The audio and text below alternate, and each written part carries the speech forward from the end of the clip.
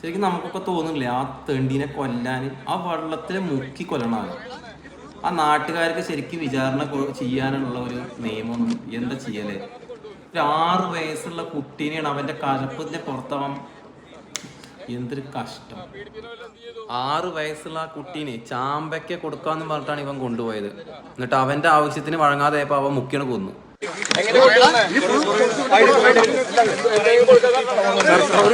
ചാമ്പയ്ക്ക് കൊടുക്കാൻ കൊണ്ടുവന്നു. അവൻ അവിടെ നിന്ന് കൊണ്ടുവന്നു. എന്നിട്ട് ഇവിടെ എത്തിയിട്ട് എന്ത് ചെയ്തു? പീഡിപ്പിക്കുന്ന പോലെ എന്ത് ചെയ്തു?